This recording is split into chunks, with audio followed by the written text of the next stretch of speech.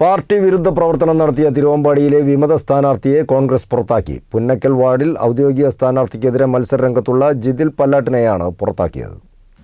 തിരുവമ്പാടി ഗ്രാമപഞ്ചായത്തിലെ പുന്നക്കൽ വാർഡിൽ മത്സരിക്കുന്ന UDF വിമത സ്ഥാനാർത്ഥിയായ കോൺഗ്രസ് തിരുവമ്പാടി മണ്ഡലം വൈസ് പ്രസിഡന്റ് ജിതിൻ പല്ലാട്ടിനെയാണ് പാർട്ടിയുടെ പ്രാഥമികാംഗത്വത്തിൽ നിന്ന് പുറത്താക്കിയത്. ഗുരുതരമായ സംഘടനാ വിരുദ്ധ പ്രവർത്തനം നടത്തിയതായി ബോധ്യപ്പെട്ടതിന്റെ അടിസ്ഥാനത്തിൽ DCC പ്രസിഡന്റ് K. പ്രവീൺകുമാറാണ് അച്ചടക്ക നടപടി സ്വീകരിച്ചത്. യൂത്ത് കോൺഗ്രസ് തിരുവമ്പാടി നിയോജകമണ്ഡലം ജനറൽ സെക്രട്ടറിയും കർഷക കോൺഗ്രസ് ജില്ലാ സെക്രട്ടറിയുമാണ് ജിതിൻ പല്ലാട്ട്. ഗ്രാമപഞ്ചായത്ത് മുൻ അംഗവും പാർട്ടി മണ്ഡലം കമ്മിറ്റി മുൻ പ്രസിഡന്റുമായ ടോമി കൊന്നക്കലാണ് ഇവിടെ UDFന്റെ ഔദ്യോഗിക സ്ഥാനാർത്ഥി. കോൺഗ്രസ് വാർഡ് കമ്മിറ്റിയും മണ്ഡലം സ്ഥാനാർത്ഥി നിർണയ സമിതിയും തന്നെയായിരുന്നു സ്ഥാനാർത്ഥിയായി ഇവിടെ തീരുമാനിച്ചിരുന്നതെന്നും എന്നാൽ അവസാന നിമിഷം അട്ടിമറി നടക്കുകയാണുണ്ടായതെന്നും ബൂത്ത് കമ്മിറ്റി പ്രസിഡന്റ് കൂടിയായിരുന്ന ജിതിൻ പറയുന്നു.